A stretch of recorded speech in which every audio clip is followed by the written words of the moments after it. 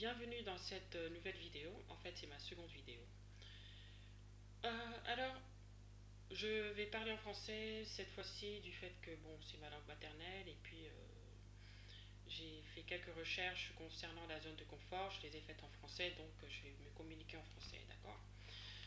Donc, la zone de confort, pour moi, c'est une zone de sécurité et cette sécurité entre guillemets, c'est une sécurité qui me permet de ne pas évoluer, de ne pas avancer et de rester où je suis. Je suis une personne qui aime beaucoup le risque, je suis une personne qui aime beaucoup l'activité, j'aime beaucoup travailler.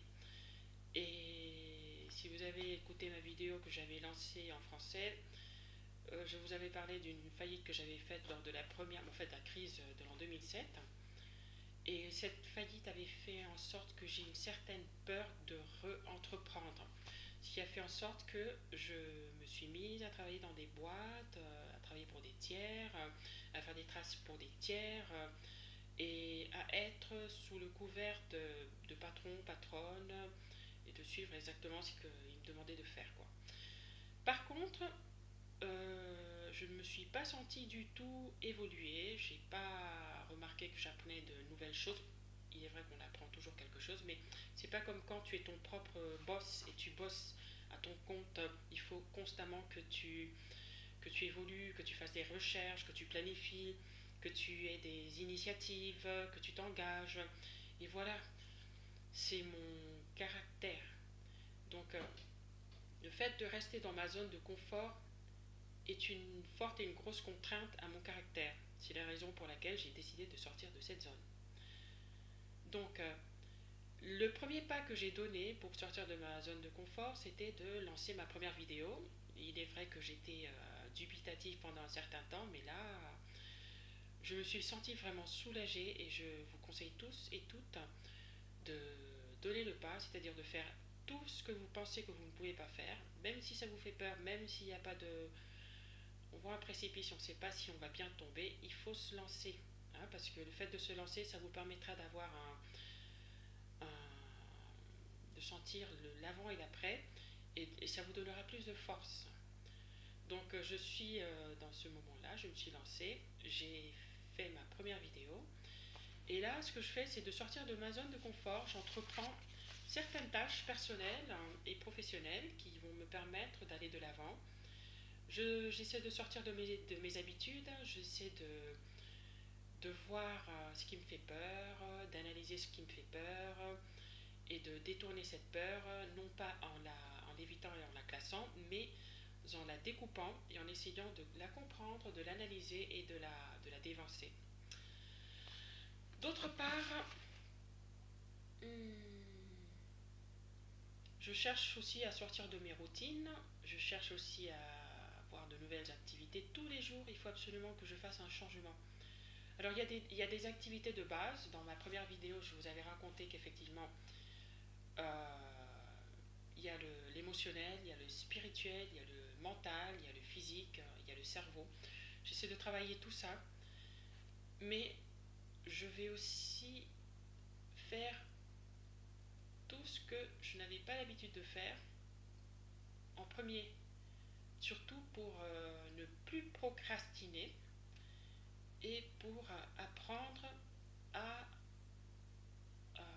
non seulement dépasser mes limites, mais à détacher les nœuds qui empêchent dans mon cerveau que je puisse sortir de ma zone de confort, et aussi à lutter contre mon propre cerveau reptilien. Et ce n'est pas facile, mais étant donné que le cerveau est plastique et qu'on peut acquérir de nouvelles neurones, ou plutôt de nouvelles liaisons synaptiques, je sais parce que j'ai regardé pas mal de vidéos sur internet, je sais de comprendre quels sont les mécanismes qui font en sorte que mon cerveau reste dans cette zone de confort pour faire tout le contraire, pour l'habituer à ne plus rester dans cette zone et en sortir. Donc, qu'est-ce que je fais pour sortir de ma zone de confort? Et ce qui me permettra d'atteindre ma zone de performance optimale. Donc, je regarde, il y a chat qui est en train de faire du bruit là.